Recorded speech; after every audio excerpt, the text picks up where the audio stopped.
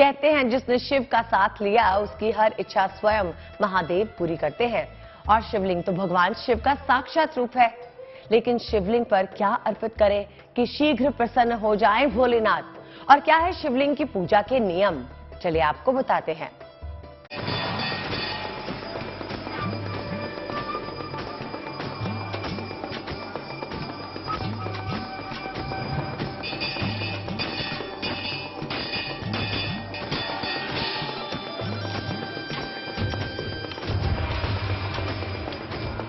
शिव की कृपा का अद्भुत रूप,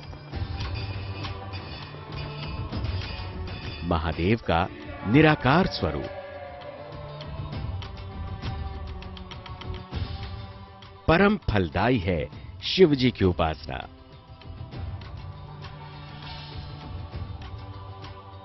शिवलिंग की पूजा से पूरी होगी मनोकामना। शिवलिंग जो है वह भगवान शिव का स्वरूप माना जाता है। और सावन में शिवलिंग का विशेष महत्व इसलिए है, जब माता सती ने अपना शरीर को अग्नि में जलाकर भस्म की थी, उसके बाद उन्होंने शिव से मिलने के लिए हिमालय राज के पुत्री के रूप में, पार्वती के रूप में अवतार ली और घोर तपस्या की। वह तपस्या का फल उनको सावन मास में ही मिला था। इसीलिए यह मास जो है शिव को बहुत ही प्रिय है। कहते हैं कि भगवान शिव को जिसने भी प्रसन्न कर लिया, उसके लिए फिर संसार का कोई भी काम असंभव नहीं रह जाता। और धरती पर शिव को प्रसन्न करने का सबसे अद्भुत और अचूक उपाय है शिवलिंग की उपासना।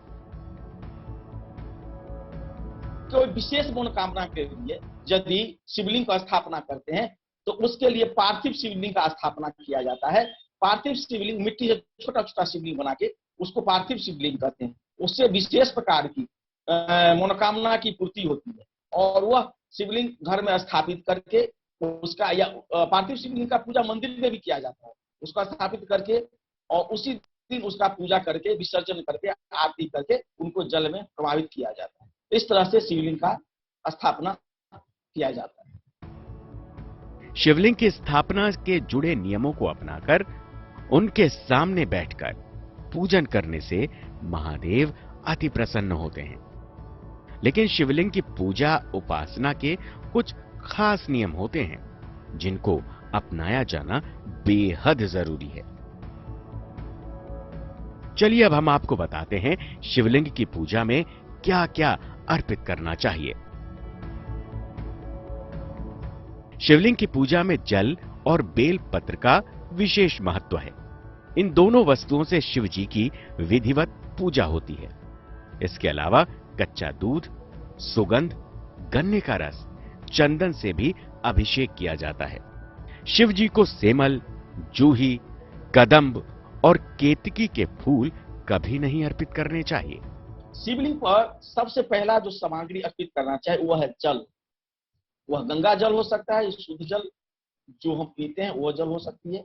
उसके बाद अक्षत, शिव भस्म, दुर्वा घास, दुब्बी, पुष्प, पुष्प में सम्मी का पुष्प, कनैल का पुष्प, उसके बाद कमल का पुष्प, इस तरह के पुष्प चढ़ाए जाते हैं। उसके बाद भांग, धतूरा, शहद, दूध, दही, घी इत्यादि चीज बहुत ही श्रद्धा भाव से शिवलिंग पर चढ़ाना चाहिए।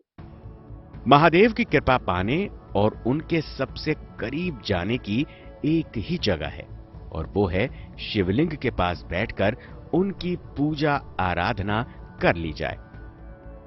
शिवलिंग की महिमा के बारे में हमने आपको बताया। हमने आपको यह भी बताया कि शिवलिंग पर कौन सी चीजें अर्पित करनी चाहिए।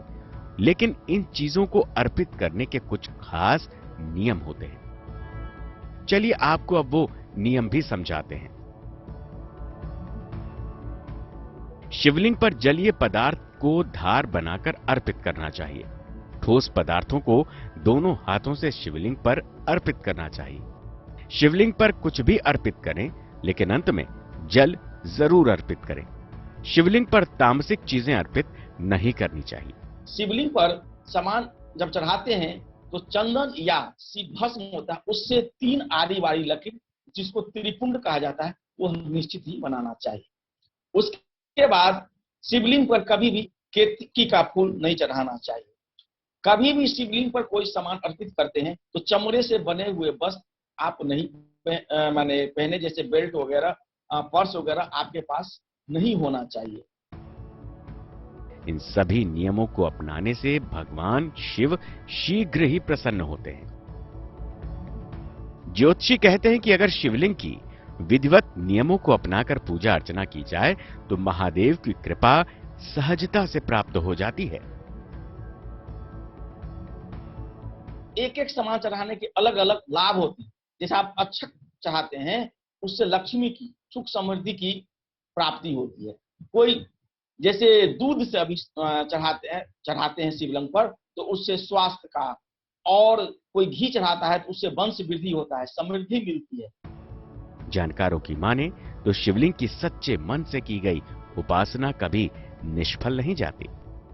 इसीलिए अगर सच्चे मन और विधि विधान से भगवान शिव के इस निराकार रूप यानी शिवलिंग की उपासना में लीन हो जाइए, फिर देखिए कैसे आपकी सारी परेशानियां छूमंतर हो जाती हैं।